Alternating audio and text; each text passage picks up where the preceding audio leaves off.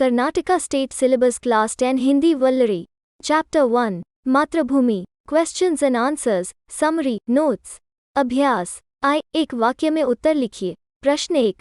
कवि किसे प्रणाम कर रहे हैं? उत्तर. कवि मातृभूमि को प्रणाम कर रहे हैं.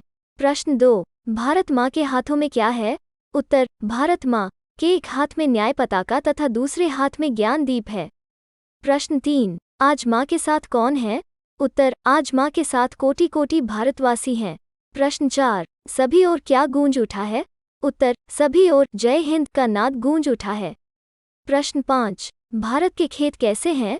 अथवा मातृभूमि के खेत कैसे हैं?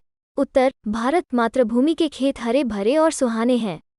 प्रश्न 6. भारत भूमि के अंदर क्या क्या भरा हुआ है? उत्तर. भारत भूमि के अंदर खनिजों का व्यापक धन भरा हुआ है. प्रश्न 7. सुख संपत्ति धन धाम को माँ कैसे बांट रही है? उत्तर. सुख संपत्ति और धन धाम को माँ मुक्त हस्त या निस्वार्थ भाव से बांट रही है. प्रश्न 8. जग के रूप को बदलने के लिए कवि किससे निवेदन करते हैं? अथवा कवि भारत माता से क्या निवेदन कर रहे हैं? उत्तर. जग के रूप को बदलने के लिए कवि भारत माता से निवेदन कर रहे हैं. प्रश्न 9. जय हिंद का नाद कहाँ कहाँ पर गूंजना चाहिए? उत्तर. संपूर्ण देश के नगर नगर और ग्राम ग्राम में जय हिंद का नाद गूंजना चाहिए. अतिरिक्त प्रश्नोत्तर. प्रश्न 10. वन उपवन किससे शोभित है? अथवा कविता के आधार पर भारत के वन उपवन कैसे हैं? उत्तर. वन उपवन फल फूलों से शोभित है. प्रश्न 11. भारत माता अपने मुक्त हाथों से क्या बांट रही है? उत्तर. भारत माता अपने मुक्त हाथों से सुख संपत्ति और धन धाम बांट रही है. प्रश्न 12. भारत माता के गोद में कौन कौन अमर हैं? अथवा कवि मातृभूमि को अमरों की जननी क्यों कहते हैं? उत्तर. भारत माता के गोद में गांधी, बुद्ध और राम अमर है, इसलिए कवि मातृभूमि को अमरों की जननी कहते हैं. प्रश्न 13. मातृभूमि पद्य में कौन सा भाव व्यक्त हुआ है? उत्तर. मातृभूमि पद्य में देश प्रेम का भाव व्यक्त हुआ है. प्रश्न 14. मातृभूमि कविता में कवि किसका गुणगान कर रहे हैं? उत्तर. मातृभूमि कविता में कवि मातृभूमि का गुणगान कर रहे हैं. प्रश्न 15. मातृभूमि किसकी जननी है? उत्तर. मातृभूमि अमरों की जननी है. प्रश्न 16. मातृभूमि अमरों की जननी है, क्यों? उत्तर. मातृभूमि अमरों की जननी है क्योंकि यहाँ गांधी, बुद्ध और राम जैसे महान विभूतियों का जन्म हुआ है. 2-3 वाक्यों में उत्तर लिखिए. प्रश्न 1. भारत माँ के प्रकृति सौंदर्य का वर्णन कीजिए. अथवा कवि भगवती चरण वर्मा ने मातृभूमि के प्रकृति सौंदर्य को किस प्रकार वर्णित किया है? उत्तर. भारत माँ के अंदर सुंदर हरे भरे खेत हैं, वन और उपवन में फल और फूल भरे हुए हैं और इनसे माँ की प्रकृति सौंदर्य बढ़ गया है. प्रश्न 2. मातृभूमि का स्वरूप कैसे सुशोभित है? अथवा मातृभूमि कविता में भारत माता का स्वरूप कैसे वर्णित है? उत्तर. भारत माँ के एक हाथ में न्याय का पताका है, दूसरे हाथ में ज्ञान का दीप है, इस प्रकार भारत माँ का स्वरूप सुशोभित है. अतिरिक्त प्रश्नोत्तर. प्रश्न 3. कवि भगवती चरण वर्मा ने मातृभूमि का स्वरूप किस तरह कविता में उभारा है? अथवा मातृभूमि कविता में भारत माता को कैसे चित्रित किया गया है? उत्तर. मातृभूमि की गोद में गांधी, भगवान बुद्ध, राम जैसे महान व्यक्ति सोए हैं. यहाँ के खेत हरे भरे और मनमोहक है, खनिजों से यह मातृभूमि भरी हुई है. यह मातृभूमि अमरों की जननी है, इसके एक हाथ में न्याय पताका और दूसरे हाथ में ज्ञान का दीप शोभायमान है. प्रश्न 4. वर्माजी भारत माँ से क्या प्रार्थना करते हैं? उत्तर. वर्माजी भारत माँ से प्रार्थना करते हुए कहते हैं कि हे माँ, तुम्हारे एक हाथ में न्याय रूपी पताका है, दूसरे हाथ में ज्ञान रूपी दीपक. आज इस संसार के शोषित और निर्धन लोगों को न्याय एवं ज्ञान की जरूरत है. हे माँ, तुम न्याय और ज्ञान दान करके इस संसार के रूप को बदल दो. तुम्हारी कृपा से संपूर्ण गांव और नगर तुम्हारी जय जयकार करेंगे. 4, 6, 7, 8 वाक्यों में उत्तर लिखिए. प्रश्न 1. कवि भगवती चरण वर्मा के अनुसार मातृभूमि की विशेषता क्या क्या है? उत्तर. मातृभूमि की गोद में गांधी, बुद्ध और राम जैसे महान व्यक्ति सोए हैं. यहाँ के खेत हरे भरे और सुहावने हैं, वन उपवन फल फूलों से युक्त है. मातृभूमि के अंदर खनिज संपत्ति की व्यापकता है. प्रश्न 2. मातृभूमि कविता में प्राकृतिक समृद्धि का वर्णन किस प्रकार किया गया है? अथवा मातृभूमि के प्रकृति सौंदर्य का वर्णन अपने शब्दों में कीजिए. उत्तर. हमारी मातृभूमि में दूर दूर तक सुहावने खेत हरियाली से भरे हुए हैं, सुंदर सुंदर फूलों और फलों से मातृभूमि के वन उपवन भरे हैं. साथ ही यहाँ व्यापक रूप में खनिज संपदा भी है. मातृभूमि खुले हाथों से देशवासियों को अपनी अपार संपत्ति प्रदान कर रही है। भावार्थ लिखिए। एक हाथ में न्याय पताका, ज्ञान दीप दूसरे हाथ में जग का रूप बदल दे। हे माँ, कोटि कोटि हम आज साथ में। गूंज उठे जय हिंद नाद से सकल नगर और ग्राम, मातृभू शत शत बार प्रणाम। उत्तर। प्रस्तुत पंक्तियां भगवतीचरण वर्मा द्वारा रचित मातृभूमि नामक कविता से ली गई हैं। कवि भारत माता के स्वरूप का वर्णन करते हुए कहते हैं, भारत माता के एक हाथ में न्याय की पताका है तो दूसरे हाथ में ज्ञान का दीप है। अर्थात भारत माँ अपने बच्चों में न्याय करते हुए ज्ञान प्रदान कर रही है, तो कवि भारत माँ से विनती कर रहे हैं कि हे भारत माता, तुम अपने न्याय तथा ज्ञान से इस जग का रूप बदल दो।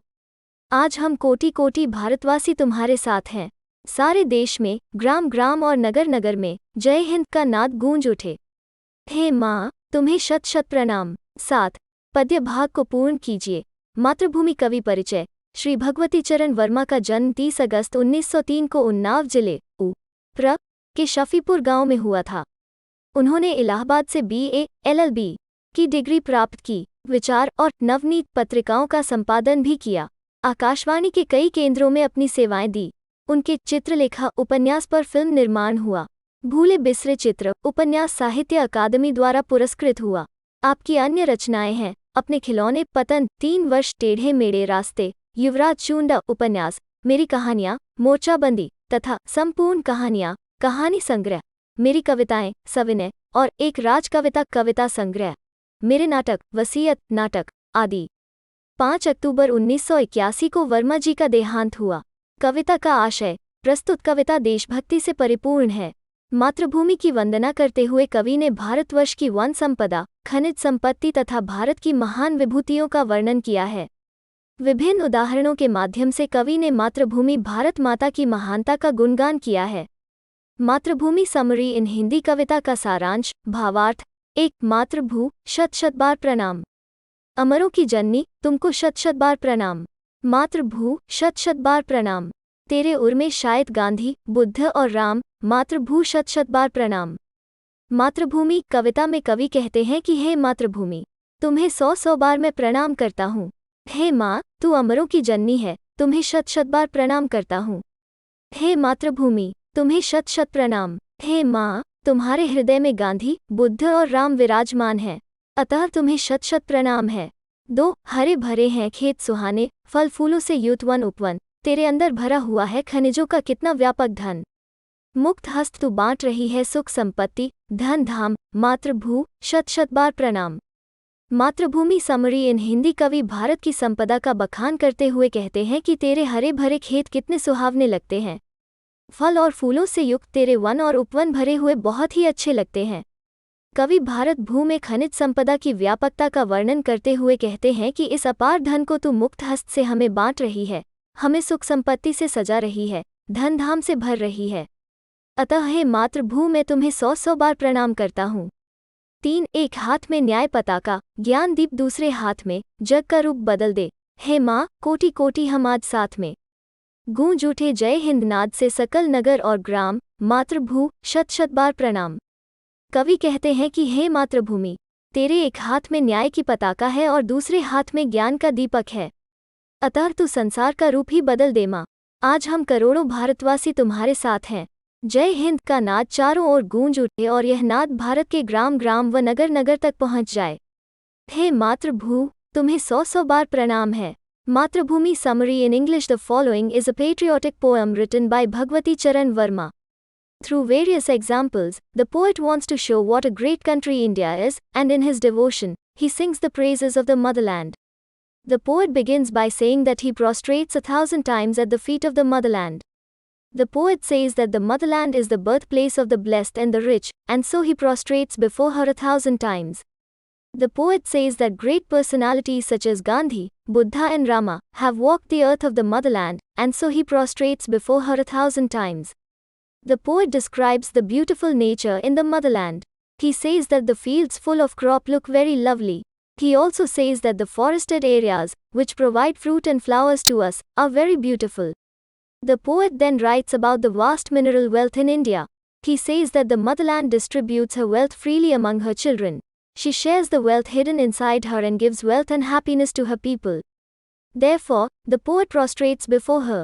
The poet says that the motherland holds justice in one hand, while in the other, she holds knowledge. He wishes that the motherland will change the face of the world. He says that 1 billion Indians are with her.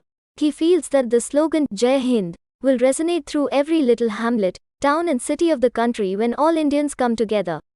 Therefore, the poet prostrates before the motherland.